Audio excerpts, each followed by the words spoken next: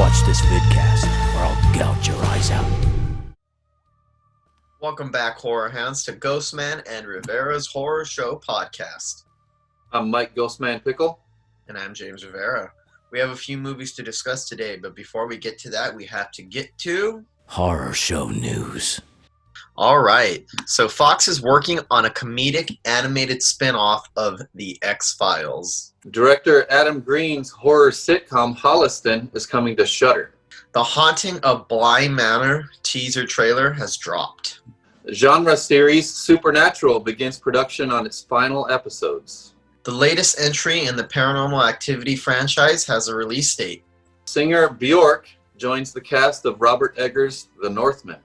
And finally, Fangoria is back with a new buyer. Fox's spinoff of The X-Files is going to be an animated comedic television series. So this is going to be quite different from the original live action and the adventures of Mulder and Scully. So this is what I've gathered. TV Line reports that the show is going to follow an office of misfit agents who investigate cases that are deemed too ridiculous to merit the attention of Mulder and Scully. So Fox is given the X-Files Albuquerque, that's what it's called, the X-Files Albuquerque, a script commitment. The studio hasn't given it a series order just yet. As of right now, David Duchovny and Gillian Anderson are not involved with the show. However, the X-Files creator Chris Carter is involved, and he's going to executive produce with Gabe Broder and Rocky Russo and Jeremy Soskensko, and they will pen the pilot for the 20th Century and Fox Entertainment. So what do you think of this, Michael? I think it's a cool idea. I mean, the X-Files is a pretty serious show, but it did have a touch of humor to it. So I'd like to see them expand on the humorous part of it, and especially with the more ridiculous cases, because X-Files already had some pretty ridiculous cases, but they made it into something serious. So it'd be interesting to see what they do with a comedic series that's animated. Well, it's going to give me an excuse to go back and check them out again, because there was a while where I was binging. I would go to a friend's house and I would binge episodes of The X-Files, and we would just like kick back and drink and get high. And it was fun and everything, but I do remember, as serious as it was, there was the occasional episode that I would go, what the hell? Like that would catch you off guard with something funky or weird. So I guess it kind of makes sense. I think it's one of those things that has the potential to go either way, so long as it's done right. I think there's good potential here. Yeah, they have the writers of like Paradise PD and a couple other Netflix animated shows that were successful that have a pretty good sense of humor. So we'll see. It would be nice if they could get Mulder and Scully on it, and I understand that it's about the cases that are too ridiculous for them, but to have them, as like side characters or supporting characters that pop in once in a while, just to give it that X-Files tie-in. And it'd be cool to see animated versions of David Duchovny and Gillian Anderson running around also. Yeah, they were funny when they were animated on The Simpsons. Oh, yeah. The next story is one of my favorite directors, the indie film director Adam Green. His horror sitcom, Holliston, is coming to Shudder. The series originally aired on the doomed horror network FearNet as their first original series. It's about directors Adam Green and Joe Lynch play a couple of aspiring filmmakers trying to make a name for themselves while working at a cable access station in Holliston, Massachusetts. The series also stars Dee Snider from Twisted Sister and Dave Brockie from Guar, and has had guest stars like Tony Todd, Kane Hodder, Danielle Harris, Bill Moseley, Sid Haig, James Gunn, Ray Wise, Seth Green, and John Landis. Adam Green and many of his fans, including me, are hoping that a successful run on Shudder will lead to season 3. So season 1 and 2 are coming to Shudder on September 14th. Depending on how successful it is on Shudder, because that's such an audience that is so dedicated to horror, I do think that there is a chance that they could get renewed for a season 3. It is what it sounds like. It is a horror sitcom. Mm-hmm. So it does have the canned laughter and kind of hokey premises here and there, but it's a lot of fun. It's a horror nerd's wet dream. They don't take any of it seriously. It's completely off the wall and silly. From what I understand or what I've read and heard about it, it's not really a horror show. It's more about the world of horror, which is not necessarily the same thing. And I nerded it out because it's like two guys like us, two aspiring filmmakers trying to make a name for themselves, but like failing miserably. The Haunting of Bly Manor teaser trailer has dropped. So, The Haunting of Bly Manor is a sequel to The Haunting of Hill House, the anthology series. This one is going to be set in 1980s England, so that's a much different setting. It's set to launch on the streaming service on Netflix on October 9th, just in time for Halloween. Hill House was an adaptation of Shirley Jackson's 1959 Gothic novel. Bly Manor is based on Henry James' 1898 novella, The Turn of the Screw. One of the people that's going to be returning is Oliver Jackson Cohen. I got a chance to see the trailer for this, and it looks pretty interesting. I wonder what Mike Flanagan has up his sleeve this time. It looks pretty good. It looks really good. And it looks so Mike Flanagan, too. He's got that signature style. His last two projects, which were actually his last three projects I all love, which are Gerald's Game, The Haunting of Hill House, and of course his shining sequel, Doctor Sleep. I think we've said it many times on this podcast. He's on fire. As of right now, he's the most consistent horror filmmaker working today. I like how he takes familiar horror tropes and even some familiar scares that we've seen before and gives them a fresh twist and a fresh look. Yeah. And he always adds these layers of emotion to it, which makes the scares more impactful, I think. Another series I've been enjoying quite a bit lately. I'm only at the end, toward the end of season 4. It's the series Supernatural. It's beginning production on the final episodes. There were only 2 episodes left to film in the series' 15th and final season when the pandemic shut down production. The series, which stars Jared Padalecki and Jensen Ackles, is the longest-running sci-fi genre series in the history of American broadcast television. It's the final series left from the WB and now airs on the CW. The network has moved the show around on several nights over the years to successfully help launch many other series. The Winchester brothers fight evil spirits, demons, angels, shapeshifters, werewolves, vampires, wendigos, aliens, gods, and everything in between. So the final episodes are set to air beginning October 8th. Now, this is a show that I slept on for the longest. As I said, I'm only on season 4, and it went 15 seasons. I'm completely impressed with this show.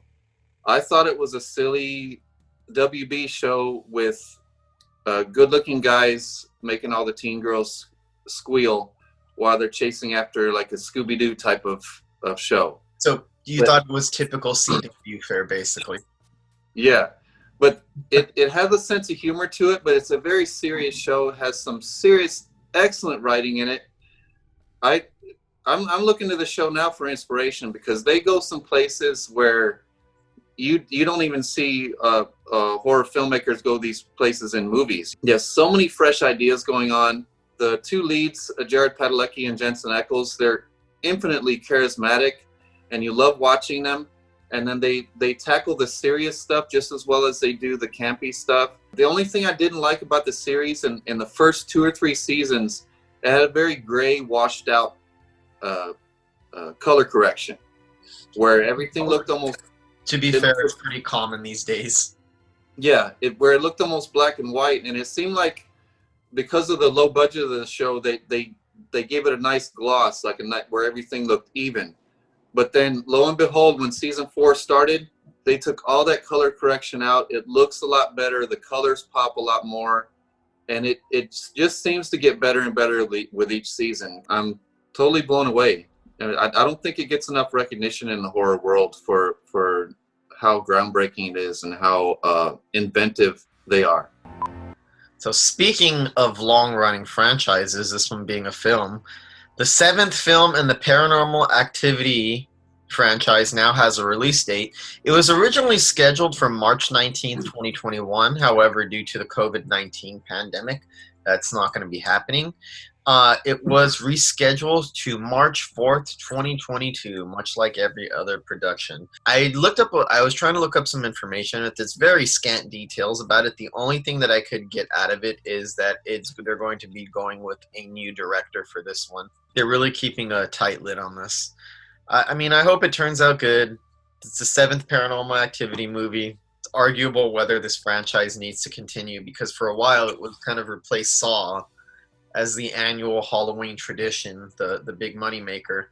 But like Saw, people started to get burnt out on it. So maybe the studio's starting to feel like it's been enough years that audiences are ready again for another one. But we'll see. We'll see. Blumhouse is producing this one. The last one, Ghost Dimension, it was pretty good, but it was just more of the same. Mm-hmm. You know, it's nothing we hadn't seen in the previous ones. And my personal favorite is the marked ones, and a lot of people hate that one. Mm-hmm. But I thought it was one of the best ones. I thought it was one of the most inventive and one of the most, it felt fresh. The bit of news that I'm most excited about, as you can see from the Bjork poster behind me, singer Bjork joins the cast of Robert Eggers' The Northman, and I could not be more excited. Bjork will play the Slav witch. Her last two roles were in Lars von Trier's phenomenal Dancer in the Dark in 2000, where she won Best Actress at Cannes, and Matthew Barney's Drawing Restraint 9 in 2005, which I haven't seen yet. I thought that Drawing Restraint 9 was just a Bjork album, but apparently it's a movie that she starred in, and I had no idea. So both of her last movies, she did the soundtrack. So I'm wondering if she's going to do the soundtrack on this one. She has said that one of the reasons she has not acted much in films is the treatment she got from Von Trier on the set. I'm just going by just speculation here, but it seems like Robert Eggers is much nicer of a director than Lars von Trier. Okay, I gotta be honest, this one kind of surprised me because I've heard a lot of the stories about how Bjork suffered on the set of Dancer in the Dark, and I think it's kind of apparent in the performance. You could see how much she poured her soul into it, but of course she was being tortured.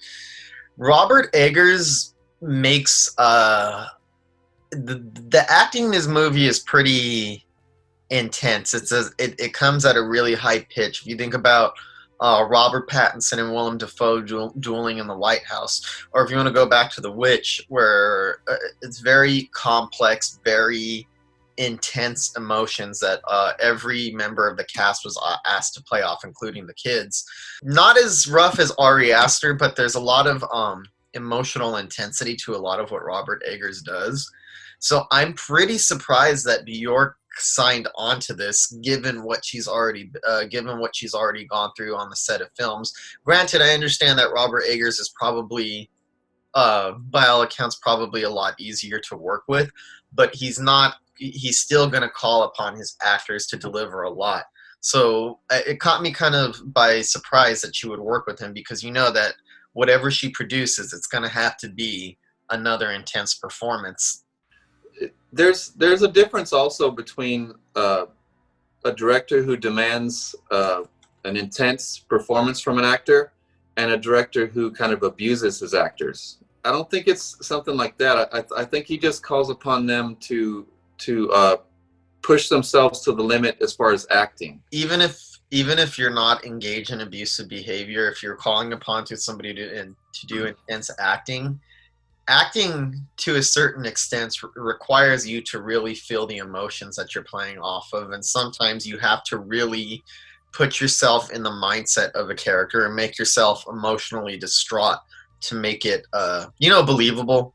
Because I don't think if there wasn't any truth in the emotions of the performances wouldn't be good. So that's the only reason I'm surprised that Bjork is, it's been a good handful of years, and if so long as she works with the better director, I'm pretty sure she's willing to put some in from her. And we already seen she's actually she's a damn good actress, and I think if not for the experience on Dancer in the Dark, we probably would have seen her in more movies throughout the years. Yeah, definitely, because it seems to come so natural for her. Mm-hmm. Like, I believed every word she said and every emotion that she felt in Dancer in the Dark. On this one, she's going to play the Slav witch, so I'm wondering if she's going to play a villain. I hope she's a villain. I want to see Bjork as a villain.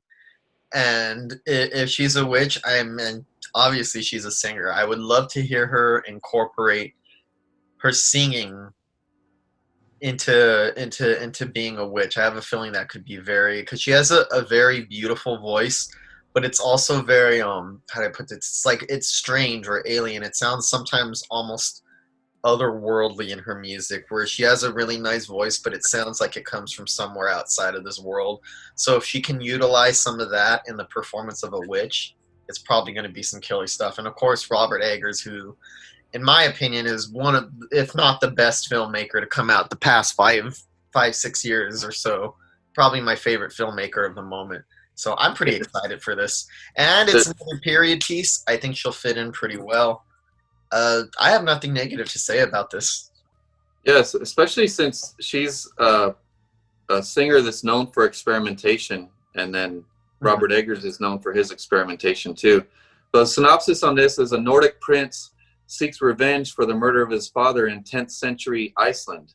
It also stars Nicole Kidman, Willem Dafoe, Anna Taylor-Joy, Ethan Hawke, Kate Dickie, Bill Alexander Skarsgård, and Claes Bang. Wait, both the Skarsgårds? Yep, Bill and Alexander. And who was the last person you said?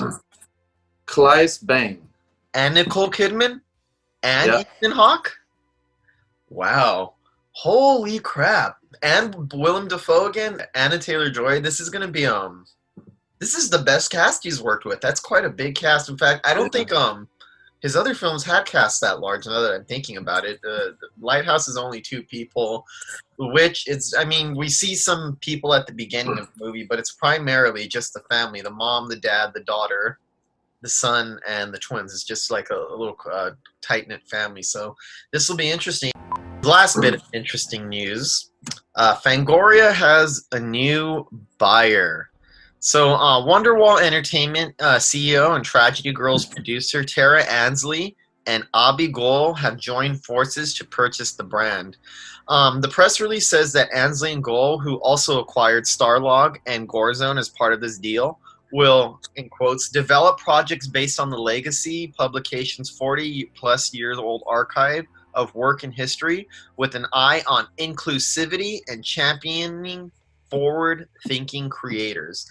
In regards to the magazine itself, it's going to be continued to be published as a print quarterly, with Phil Nobile Jr. as editor-in-chief and Meredith Borders as managing editor. So Fangoria Studios, Fangoria Podcast Network, Fangoria Digital, Starlog Digital, and Gorezone. All these new versions will launch in 2021 with Fangoria. The studio's producing and distributing, they're going to be producing and distributing narrative and nonfiction projects in television, film, and digital content across platforms, which is, before the controversy, that's where they were heading anyway. This is what Ansley tweeted. If a little girl who grew up wanting to be in Fango can one day co-own Fangoria, that goes to show you how we can all really do anything if we keep banging our heads into the walls long enough. Be kind and collaborate. Don't ever give up. I look forward to amplifying your voices. So we'll see how this turns out. It seems like the smart move to kind of recover from the controversy and all of the allegations and scandals that broke out at Fangoria recently. And I haven't seen any backlash as far as people upset that they're starting up again. No. Because I think so long as we had different people in charge, I think that's just the problem. People's problem isn't with the publication itself. People love Fangoria. The problem was with the behavior of the people in charge and the excuses they made and what they let people get away with. So long as they can get new management and they could start taking more forward-thinking actions in the future, I think the brand is totally salvageable. Some juicy news. Yes. So we got 3 movies to discuss today. We got a Giallo double feature to discuss. But before we go to that, we're going to discuss a new film, aren't we? Yeah, speaking of juicy, the first one we watched this week is a brand new one that just came out on Shudder recently. It's from 2019 called Yummy. It's directed and co-written by Lars Damisu. It's from Belgium. It's about a young couple who travels to a shady Eastern European hospital to get plastic surgery. And the hospital's shady practices cause a zombie outbreak. And it's far more unique than it sounds. You know what this is like, the best way to describe it? Remember that godforsaken, misbegotten remake of Rabid that the Soska sisters gave us? Yes. See, this is like that, but a good version of what they were going for in that movie. That's the best way I could describe it. Exactly, because the gore is there, the really stark look of it that jumps off the screen, that is there, but you also have interesting characters and fresh, original kind of takes on the zombie subgenre. Because as we've talked about before, everything's been done as far as zombies, and if you make a zombie movie, you better bring something fresh. Mhm. And I think this one brings something fresh with the character interaction, and then the boyfriend who's just constantly bumbling throughout the whole thing. The girlfriend has to take over for him and do things for him sometimes, because every time he tries to do something right, he just keeps fucking everything up. Yep, this is another movie where the male characters are incompetent buffoons or liars. I love it right from the beginning, like the opening sequence and then the title sequence with the animation that Mhm. shows it's going to be a really wild ride, and it doesn't let go through the whole thing. Really fast paced. It has something to grab your attention like every couple minutes. If it's whether it's character interaction or the excellent gore, the lighting, the camera work, all excellent in this one. So with me, when I watched this, admittedly, I liked the title sequence and everything, but at first it took about 15 to 20 minutes where I was like a little skeptical. I'm like, this seems like it's familiar territory, and I kind of get where it's going. So it took for a while, but once it started hitting the ground running, my skepticism dried away, and I was just enjoying the ride. I think all the characters are fairly enjoyable. It's pretty entertaining. The gore is excellent. You could tell that they really worked hard to make sure that everything is practical, and I think it really shows. And I think one of the most striking images from the movie is the one that's on the poster, the thumbnail, somebody's body kind of torn in half, and only half of their body, and they're basically eating away at their own intestines, a zombie creature. Really, really imaginative stuff. I liked it. Yeah, that More effects. that creature's like grabbing at its own guts and eating it, and then you see the guts fall out of the esophagus. It's awesome. So there's a lot of great gore in it. It's very goopy, it's very graphic, but it's done with a certain sort of vaguely humorous spirit. It's definitely a horror comedy that I think it balances the horror and comedy pretty well. There are times where it seems like the comedy might start to outdo the horror, but the filmmakers make sure that it never quite gets to that point. And it's a short movie too. It's one of those movies that has such a playful, anarchic spirit that it doesn't really slow down once it gets going. There's not really much time to think about what you're watching, but it's very entertaining. Well, I will say this though: the ending, without spoiling it, kind of took me off guard and was quite a bit bleaker than I thought it would turn out to be, given how the rest of the spirit of the rest of the movie, it kind of caught me off guard a little bit. For me, it kind of had those moments throughout, like you said, just when you think it's going to be a comedic movie, there's these moments of drama or sadness in it. Mm-hmm. Like you feel so sorry for the boyfriend. He's just a bumbling fool. And I like when he jumps in, he's going to be the hero, right? And he's going to put a homemade bomb on the door and blow it open, but it just slides open. It's not even locked. Yeah. Like every time you think he's gonna redeem himself, he just bumbles again. I like how it mixes the comedy with the drama and the action too, because there seems to be just as much action as there is comedy and drama. And there's that funny part where she goes to get a breast reduction, and there's a lot of focus on her boobs in this movie. And she goes to get a breast reduction, and the doctor plays with her boobs for an inappropriate amount of time, and then suggest you get a G cup. It's just moments like that makes it seem like it's going to be a campy movie, and then you get these really serious scenes. I thought the atmosphere was pretty unique. Just the atmosphere and the overall feel of the film, with some great music and energy that makes it just fly by from scene to scene. So it's definitely a really fast-paced movie. What about the penis enlargement surgery scene? Oh yeah, there's I like that the movie goes to certain places. Goes to a couple places. What's the rating on this movie? I don't think it's rated. It's not rated. That makes sense. I don't think there's anything in American. There's nothing that offensive in here that we haven't already seen in American films or anything like that. But that moment with the penis enlargement probably would have landed it in our above an R rating in this country because they focus on it for a while and extra attention is given to it. Usually in American films, you can't show something like that for maybe less than a handful of seconds. This movie, the camera really lingers on it, but it builds up to a good gag humor. And if you're a guy, there's some moments with the penis enlargement scene that'll make you twinge. It'll make you cringe a little bit, and you'll start to feel a little bit uncomfortable. Yeah, that looked anyway.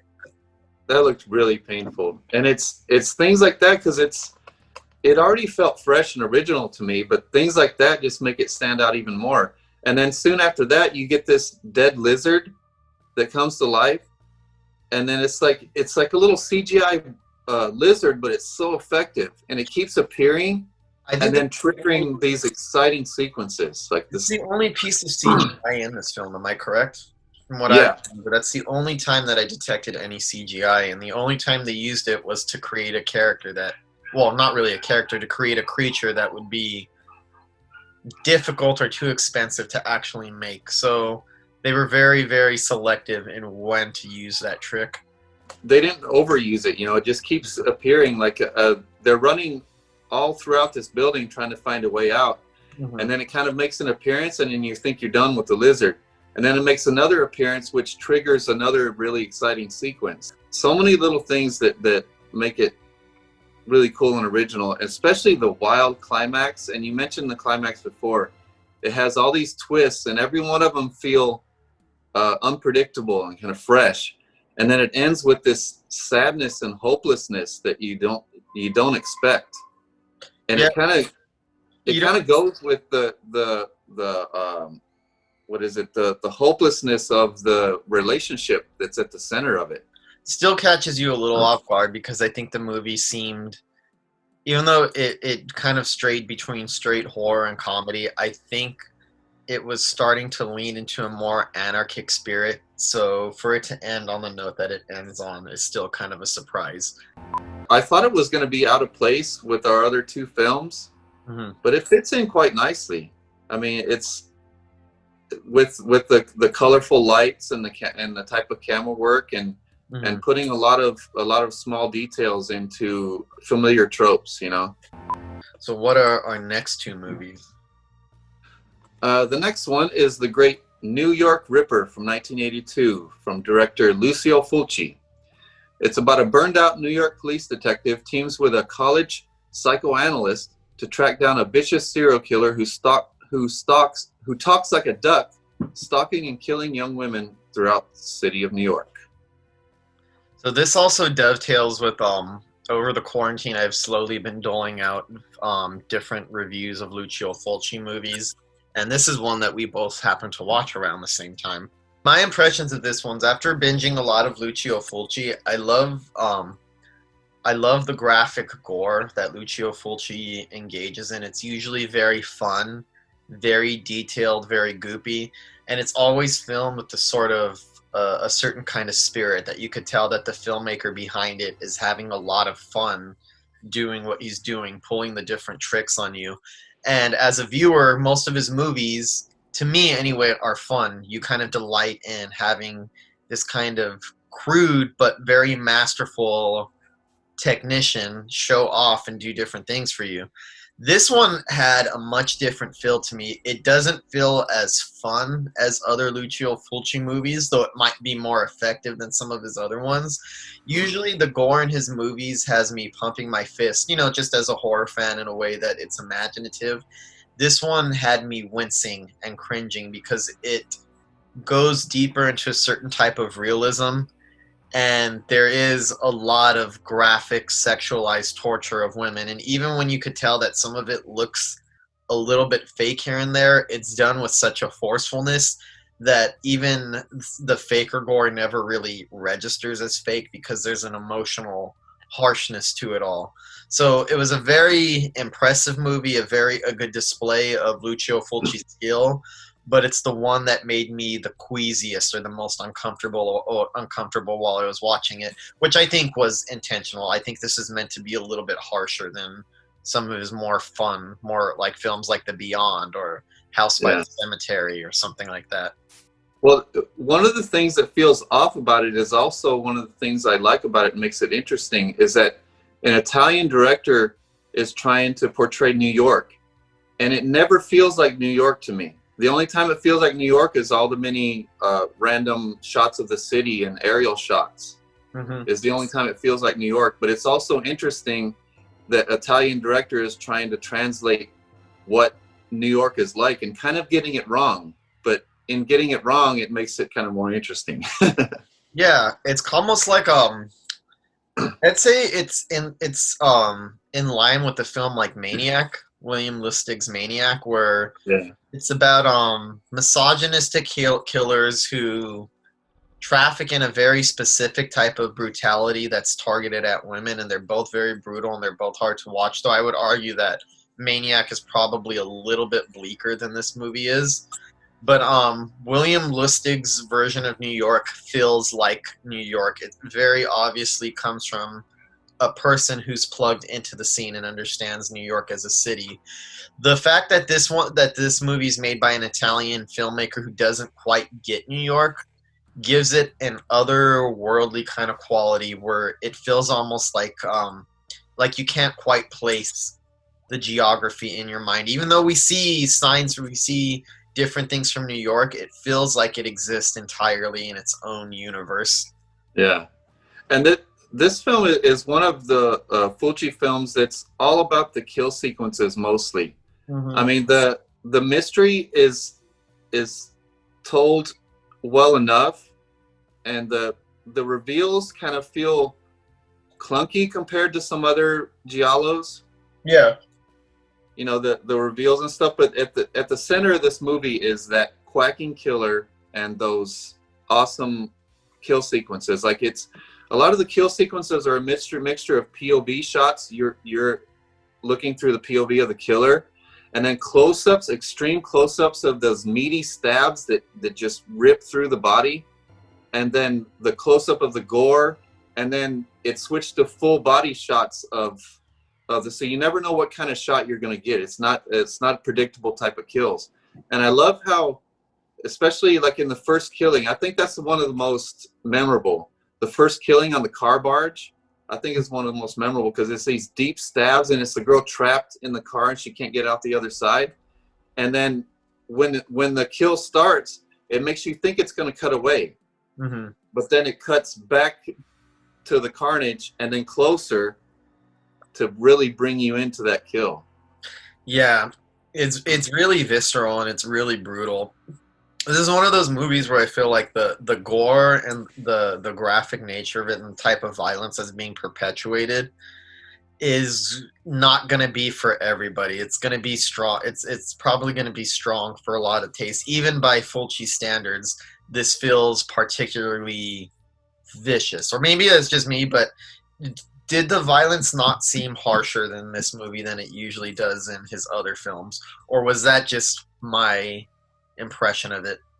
It seems harsher and kind of more wrong, especially with the titillating sexual scenes like in the porn theater and the masturbation scenes. It's all sexually charged characters. It somehow makes the kill scenes more jarring for me. I think so too. I think this is an excellent movie. It's really well made. I agree with you on the mystery elements of it. I think the mystery is well done enough that it doesn't mess up the movie, but it's not the best written mystery. And like you said, some of the reveals are kind of clunky. But I think this film is more about the intensity behind it than it is about how the plot plays out, which plays out well enough to work in the end. But it's a little bit more about the intensity of it. I think this is one of Lucio Fulci's probably one of his most well-made movies and one of his best movies, one of his most effective movies. I wouldn't know if I would call it one of my personal favorites because unlike something like The Beyond or House by the Cemetery, I can only picture myself revisiting this one from time to time due to the harsh nature of it. It's not something that I could throw on over and over again like some of his other movies, or even like Don't Torture a Duckling, which is more realistic than a lot of his other movies too, but it doesn't have that same wrongness and that same level of harshness that this one has. Yeah, I actually prefer the supernatural Fulci movies, like The Beyond and House by the Cemetery, like you said. But with this one, what saves the mystery element of the movie is the interactions between the cops. They seem fairly real and interesting to watch. Mm-hmm. And then the interaction between the cop and the analyst and the mortician. And I think those interactions that keep you invested in the story enough to make it not distracting and not be too far removed from the kill sequences, which are the funnest part of the movie and the most disturbing.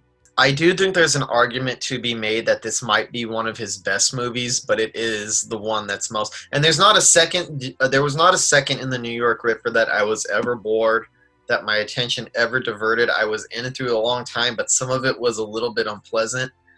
But yeah, it doesn't have the same rewatchability factor as something like The Beyond does. But as in terms of skill and craftsmanship, it's up there with his best movies. I just think it's this time he's using his skills and his craftsmanship to give us something a little bit more unpleasant and a little less fun than what he normally delivers in his movies. Yeah, and there was a couple kill sequences that were fairly close together. It was especially effective, and that's when the movie got to a point where it just completely blew me away. It's when the killer is quacking during the kill, and he cuts this woman's guts open, and then you see the POV of the razor, of the straight razor that he has in his hand. You see the POV of the razor, and then during that same sequence, you see a reflection in the doorknob. Mm-hmm. Like, who thinks to put a reflection in the doorknob? And then soon after that it goes from a straight razor to a little razor blade. And then the razor blade, like, he keeps cutting the woman, and then he cuts her nipple, and then right after he cuts her nipple, he cuts her eye, and it's all juicy and real looking. Oh, man, it just blew me away and disturbed me at the same time. There's no shortage of creativity in terms of how the kill scenes were filmed. I feel like with this one, for every kill scene, he pulled out every trick in the book that he could think of. Every unique camera angle, unusual lighting, imaginative editing. You could tell that he went all out just to try to visualize these different kill scenes. However, not everybody is going to appreciate that, though, and I think some people are going to be a little turned off by this. So if harsh horror movies are not your thing, if you're not like a big fan of Maniac or Henry Portrait of a Serial Killer, movies that go in that direction, this probably isn't going to be for you. However, if you're open-minded, you're in for a powerful experience, and I think one of Lucio Fulci's best directed movies. So much close-ups on the gore, even when they make you think they're going to cut away. Most movies like this cut away at least half the time, sometimes more. This movie shows everything. As far as Giallo movies, I think it's probably one of the harshest ones I've seen. Definitely one of the most mean-spirited and one of the most effective. And like I said, I really recommend it to the audience because it's an excellent horror movie. It's an excellent exploitation movie. But be warned, this is not a fun horror movie in the traditional sense. So our final movie we're going to discuss today is another great Italian Giallo film, but this one's all the way back from 1964, Blood and Black Lace, directed and co-written by the great Mario Bava, who directed Black Sabbath. It's about a mysterious masked figure brutally murders a young model at a fashion house in Rome. Her diary, which supposedly links her to the killer, goes missing, and the killer murders the models one by one in search of it. Oh man, I like this one a lot. One of the things that I found interesting about it is when I watched it, it clicked with me that Dario Argento's style of filmmaking had already existed before Dario Argento actually started dipping his toes in that style of filmmaking. So with this movie, I could feel that Dario Argento probably watched this and studied it very closely and sought to emulate a lot of what this movie does in his own career. But compared to Argento movies, I think that Argento might have done I like Deep Red more than this, like Giallos that are a little bit more lurid or they're a little bit more show-offy. but I don't Yeah. think he ever made a movie that, besides Suspiria, which I don't consider a giallo. I'll rephrase that. I don't think he ever made a giallo movie that was this beautiful to look at in terms of the production. This feels like the level of production and the art direction that went into this movie does not feel like it was designed for a horror film. And I think that Yeah. kind of separates this from a lot of other horror movies I've seen. I felt like a noob watching this. Hmm. I had no idea that in the 60s that anybody even made movies like this. Hmm. It's pretty Where graphic it's for an early 60s film. yeah, it's jarring and realistic violence on top of the gore. Just the violence when the killer's like smacking the women around. Hmm. It looks like he's really smacking them and then knocking them up against bookshelves. And then this one goes in close for the gore too. And after watching this, I was a little less impressed with Dario Argento and a little less impressed with like New York Ripper. Hmm. I just think this is on a whole nother level. And the use of music and the stark, colorful lighting in the kill sequences is phenomenal. And then I realized that, it was done so many years before Argento ever did it.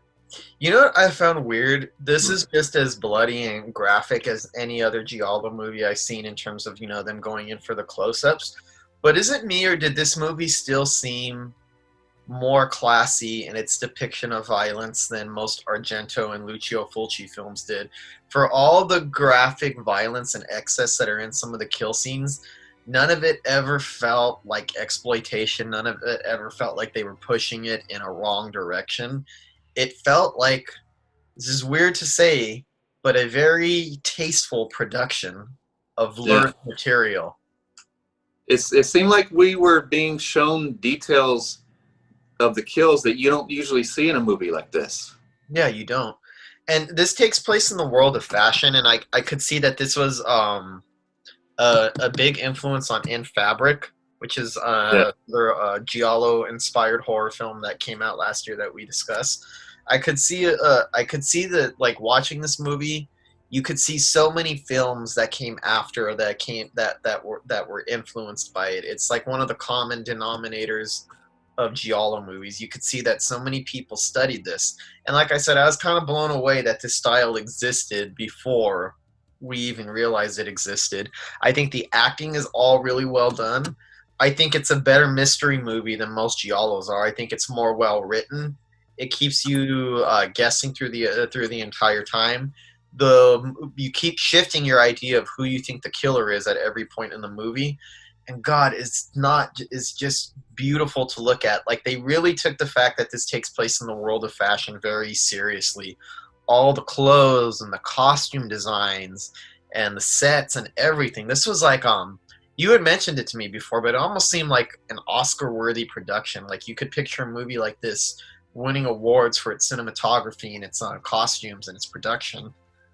Yeah, if you take out the violent kills and the gore, it's still a very interesting mystery. Yes. And a very interesting drama, intense drama. Mystery. And I was very shocked to learn that it was a low-budget film.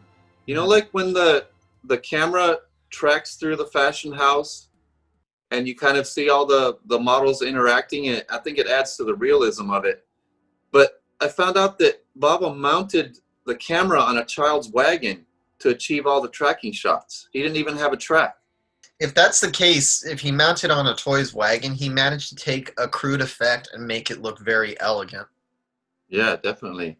Because the whole thing was elegant. These big, elaborate set pieces where the entire frame is filled with style and creativity. And almost to the point, it almost felt too busy sometimes, but it's so organic and so real, you just take it all in. Yeah. It's such a beautiful film. And don't you love that title too, Blood and Black Lace? Yes. It sounds like a horror movie, but it also has, I don't know, something about those words, blood and black lace, makes it sound a lot classier than your average Giallo movie is. Yeah, and I love the weapon, that claw. Mm-hmm. That seemed like a weapon from some of the later Giallos. As much as I wasn't impressed with the mystery, the way they handled the mystery on New York Ripper, that's how impressed I was with this. It's an excellent mystery, and it kept me guessing and on the edge all the way to the end, to the final reveal. I think since this was like an early in the Giallo genre, they were trying a little bit harder to do to really accentuate the mystery aspects of it. I feel that the later Giallo films, as even some of the best ones, the mystery is more of an excuse for the style and the lurid kills and everything. Like it's there, the mystery only exists to justify the violence. Where in this one, it seems like it's the other way around. That the violence flows more organically out of it. And I think that's one thing that Giallos never did as well after Blood and Black Lace, was concentrating on the storytelling aspects of the film. Horror filmmaking is just now starting to catch up to this type of filmmaking where that attention to detail and that creativity is put into every aspect of it, not just the kills, not just the gore. Where it's that level of detail in everything, and then it still has a very impressive, very disturbing kills, like the burning of the lady's hands. He burns her hands on a hot iron and sticks her face to it. Really realistic burn makeup. I was actually just scrolling through, and I had heard it before. I'd always liked the title Blood and Black Lace, and I decided to put it on one night, and I was not disappointed at all. Really impressive movie. I feel like it's one of those movies. It's a cult name, and I think a lot of people in the horror genre know what it is, and even Giallo fans. But even then, I still feel it's kind of slept on. Movies like Black Sabbath and Black Sunday, which is weird that he has two movies with such similar titles, always seem to get talked about more in terms of Mario Bava when we hear Mario Bava's name. I'm surprised this one isn't brought up as much because it seems to have had a bigger impact on the style of later films than those other two movies did, at least in my view. Yeah, if I'd watched this movie and you told me that it was late 70s, early 80s, I would have believed you. Because it looks way ahead of its time. And the only time I could really tell that it was a 60s movie is moments like when the cop finds the two bodies on top of each other. He said, he's a sex maniac and a homicidal fury. That sounds like a 60s line. That's not something they would have said in the 70s or 80s. But I thought it was a great mystery, great reveals, satisfying twists in the story, satisfying character interaction that seemed organic. I loved everything about it, and I was very impressed by it, and I couldn't believe it was from the 60s. And this is currently streaming on Amazon Prime or Shudder? Yeah. One of the two. Yeah, on Amazon Prime. It's currently streaming on Amazon Prime in the US, so check it out if you get a chance. The New York Ripper is also streaming on Amazon Prime.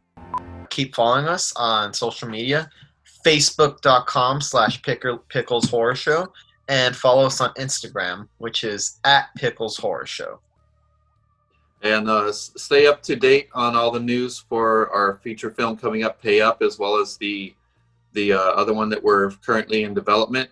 And we're having more difficulty than we thought getting Pay Up out to the masses because distributors are very afraid of it because of the graphic nature of it's just one graphic scene and everybody's all up in the air about it. So keep up to date on that by checking out our Facebook page or Instagram. Wherever you listen to podcasts, we're now on Spotify, Apple Podcasts, SoundCloud, YouTube.